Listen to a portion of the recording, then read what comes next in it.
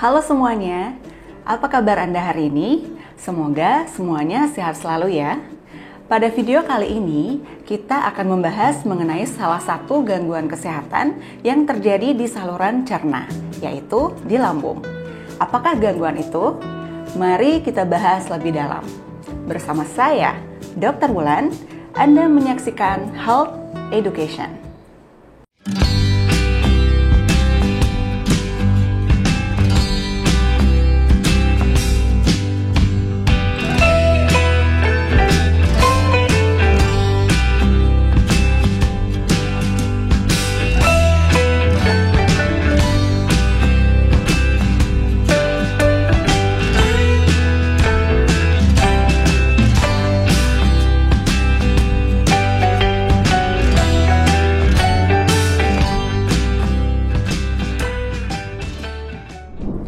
Mungkin sebagian besar dari kita sudah pernah mengalami keluhan-keluhan seperti sakit di ulu hati, rasa terbakar di dada atau kerongkongan, perut terasa kembung, rasa cepat penuh atau cepat kenyang setelah makan, atau bersendawa.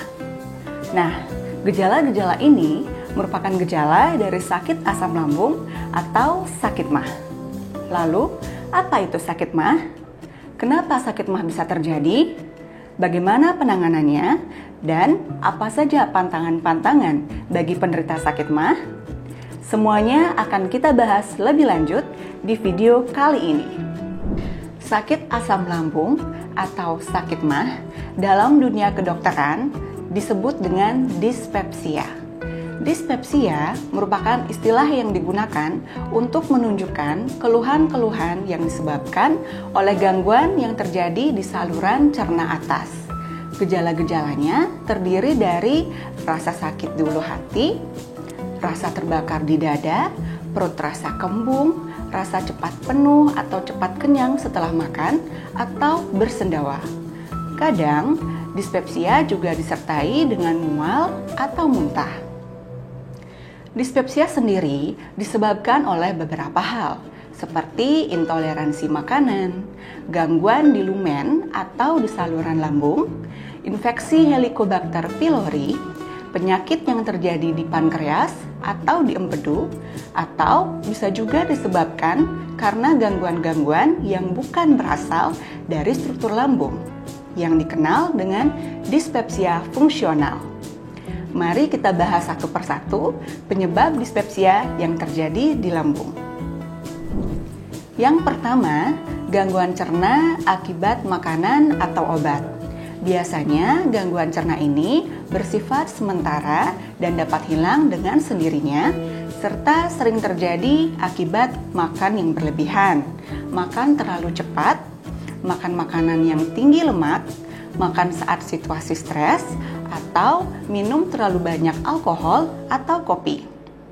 Sedangkan obat-obatan yang dapat menimbulkan dispepsia antara lain seperti aspirin, obat antiinflamasi non-steroid, antibiotik, obat diabetes, obat antihipertensi, obat penurun kolesterol, obat-obatan psikiatrik, serta obat-obatan penenang. Yang kedua, yaitu gangguan di lumen atau di saluran lambung.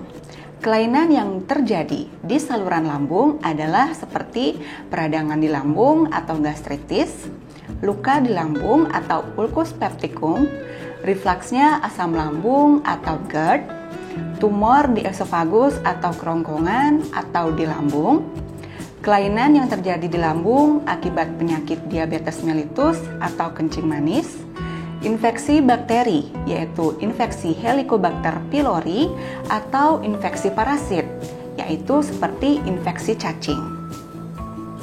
Kelainan di lambung sendiri paling sering disebabkan karena meningkatnya asam lambung atau enzim-enzim pencernaan.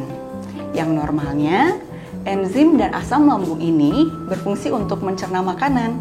Namun karena jumlahnya berlebihan, asam lambung serta enzim pencernaan ini dapat merusak dinding lambung, sehingga terjadi peradangan di lambung atau yang dikenal dengan gastritis. Gastritis jika dibiarkan dapat menyebabkan luka di lambung atau yang disebut ulcus pepticum. Yang ketiga, yaitu dispepsia fungsional. Dispepsia fungsional disebabkan karena gangguan pengosongan lambung, gangguan persarafan yang terjadi di lambung, faktor diet atau makanan, faktor hormonal seperti misalnya pada ibu hamil, atau faktor psikologis seperti stres, cemas, dan sebagainya. Lalu, apa saja pilihan pengobatan untuk pasien dispepsia? Terapi untuk dispepsia dibedakan menjadi terapi farmakologis atau terapi dengan obat dan terapi non-farmakologis atau terapi bukan obat. Obat-obatan yang sering digunakan adalah seperti golongan antasida atau obat untuk menetralkan asam lambung. Obat-obatan untuk menghentikan produksi asam lambung untuk sementara, obat-obatan untuk melindungi saluran lambung dari asam lambung, serta obat-obatan untuk mempercepat pengosongan lambung. Dispepsia yang disebabkan karena infeksi Helicobacter pylori memerlukan antibiotik yang dapat membunuh kuman dalam lambung. Untuk terapi bukan obat, terdiri dari modifikasi gaya hidup, psikoterapi, mengatur pola makan, makanan medis, dan akupunktur. Yang pertama yaitu modifikasi gaya hidup. Gaya hidup di sini dimaksudkan untuk menghindari stres atau cemas serta memiliki strategi penanganan masalah yang tepat untuk menghindari stres. Stres dan cemas dikatakan dapat meningkatkan kejadian dispepsia pada orang dewasa. Selain itu, dalam sebuah penelitian dikatakan kesulitan tidur juga dapat menjadi faktor resiko terjadinya dispepsia. Yang kedua, psikoterapi. Psikoterapi ini dianjurkan untuk pasien-pasien yang sudah mendapatkan terapi obat-obatan namun belum menunjukkan perbaikan. Jenis-jenis psikoterapi yang biasanya dikerjakan adalah seperti hipnoterapi, terapi perilaku kognitif, dan psikoterapi psikoanalitik. Yang ketiga yaitu pengaturan pola makan.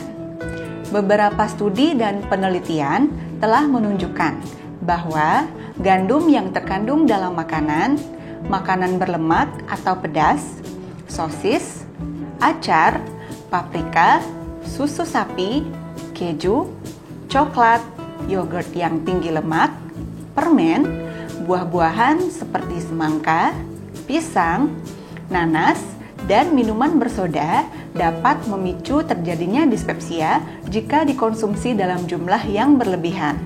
Oleh sebab itu, disarankan untuk mengonsumsi makanan tersebut dalam porsi yang sedikit untuk penderita yang rentan mengalami dispepsia.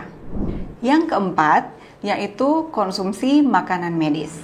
Makanan medis yang saat ini sudah diperbolehkan di Eropa dan Amerika untuk mengatasi dispepsia adalah minyak jintan dan minyak peppermint.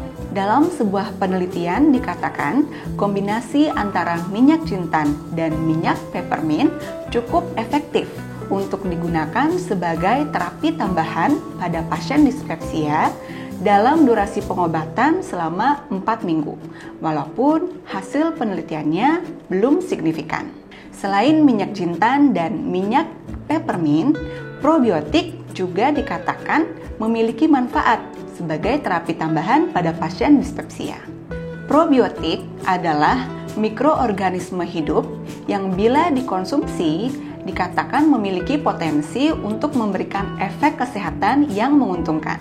Probiotik yang dianjurkan untuk penderita dispepsia adalah probiotik dengan kandungan Lactobacillus gasseri yang terdapat dalam suplemen, yogurt, tempe, atau makanan fermentasi lainnya. Di Indonesia sendiri masih diperlukan penelitian lebih lanjut mengenai makanan medis untuk membantu terapi pada pasien dispepsia.